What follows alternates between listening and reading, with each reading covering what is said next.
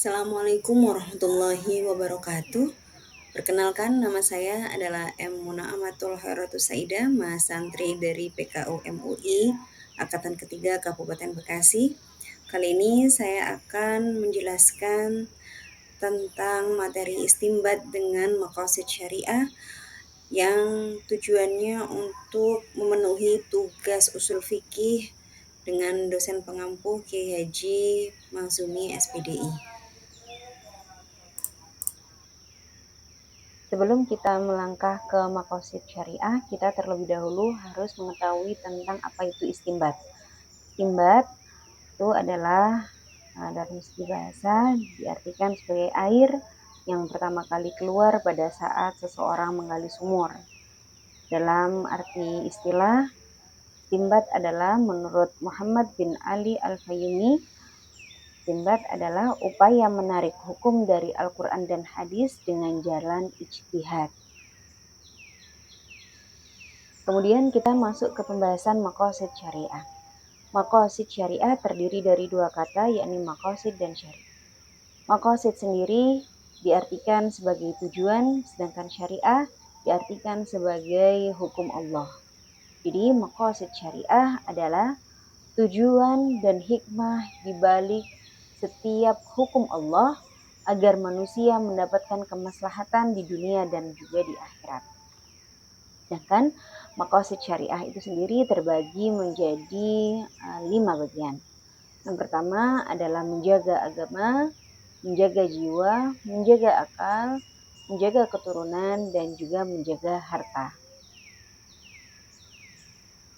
Pada dasarnya, semua hukum Allah yang diturunkan untuk manusia itu adalah untuk kemaslahatan manusia itu sendiri, bukan hanya sekedar perintah-perintah saja tanpa tujuan. Bagaimana yang telah difirmankan oleh Allah dalam Quran surat Al-Mu'minun ayat 114, dalam Quran surat Al-Mu'minun ayat 115 yang berbunyi afahasibatum annama khalaqnakum abasan, yang artinya adalah apakah kamu mengira bahwa kami menciptakan kamu untuk main-main tanpa ada maksud. Adapun tokoh-tokoh maqasid syariah, yang pertama adalah Ibrahim An-Nakhai. Beliau merupakan tabi'in pemula yang mengobservasi tujuan hukum syariat. Kemudian ada Imam Al-Juwaini. Beliau mengklasifikasikan kebutuhan hukum manusia menjadi ad-durriyat al-khamas yang tadi sebelum slide ini sudah saya jelaskan, yaitu ada menjaga agama sampai menjaga harta, yaitu. Kemudian selanjutnya oleh Imam Al-Ghazali, konsep ad-durriyatul khams karya Imam Al-Juwaini tersebut dikembangkan lagi. Nah, kemudian ada Imam Syatibi. Imam Syatibi ini yang menjadikan maqasid sebagai ilmu tersendiri, yang beliau memasukkan ilmu maqasid ini di dalam usul fikih. Kemudian ada Thohir Ibnu Asur, yang mana beliau memisahkan maqasid dengan ilmu usul fikih. Selanjutnya ada Jasir Auda. Beliau merupakan ulama yang melakukan maqasid dengan pendekatan secara sistematik kontemporer. Fuqaha dan maqasid syariah. Fuqaha ini orang-orang yang ahli daripada bidang fikih dan juga maqasid syariah. Mujtahid atau orang yang berijtihad dalam hukum Islam membutuhkan maqasid dalam memahami syariat hukum Islam itu sendiri.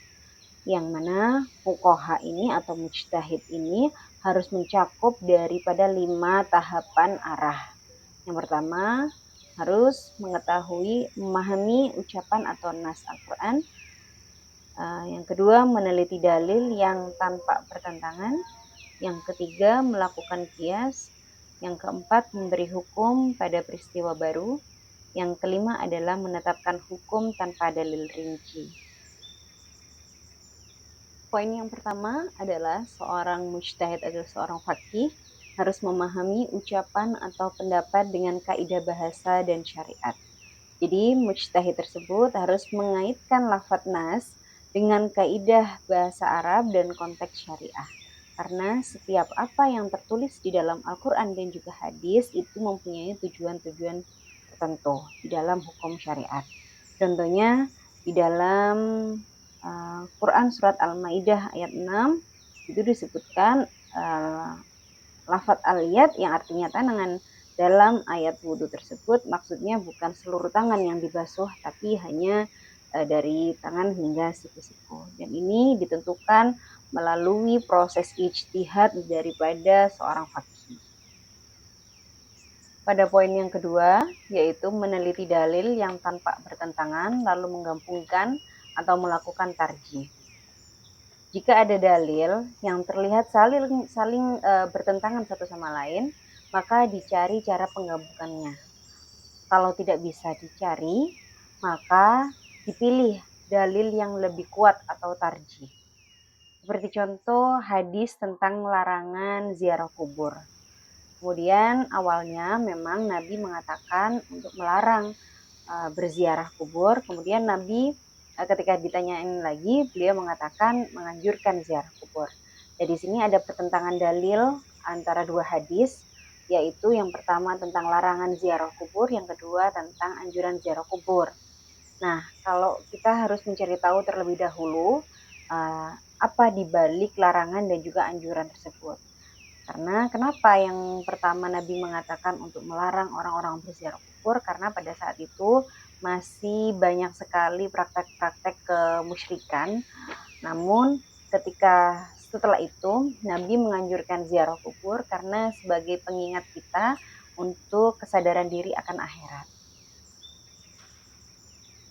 Adapun langkah yang ketiga, yaitu seorang mujtahid atau seorang faqih melakukan qiyas terhadap hal yang belum ada nas hukumnya berdasarkan hukum syariat. Perlu kita ketahui bahwasanya qiyas adalah menghubungkan kasus baru dengan kasus lama yang ada nas hukumnya, karena ada kesamaan ilat atau alasan hukum.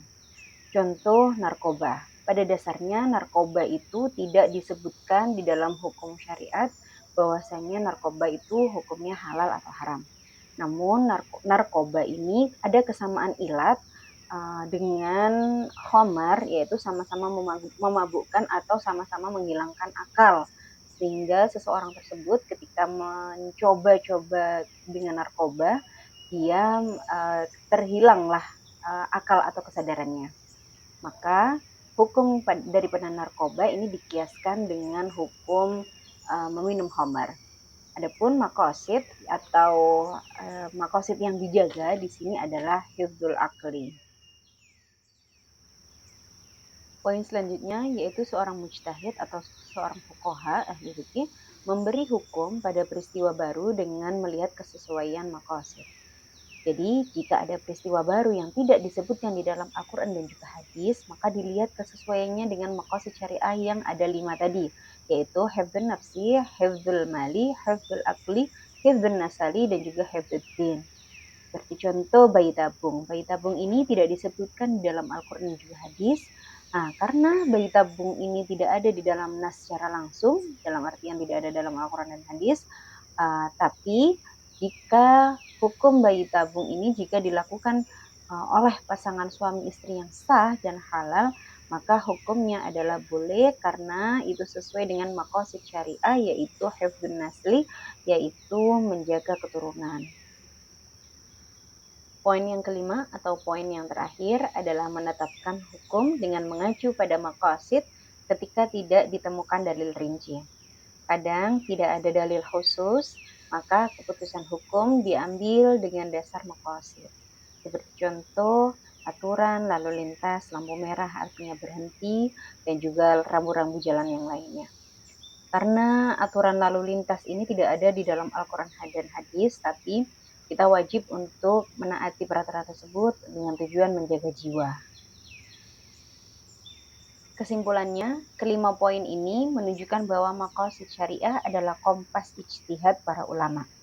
Ia membantu ulama memahami teks, menyelesaikan pertentangan dalil, menetapkan hukum baru, hingga memberikan jawaban terhadap masalah kontemporer. Semua itu dilakukan agar syariat selalu mendatangkan maslahat dan menolak mafsadat bagi manusia.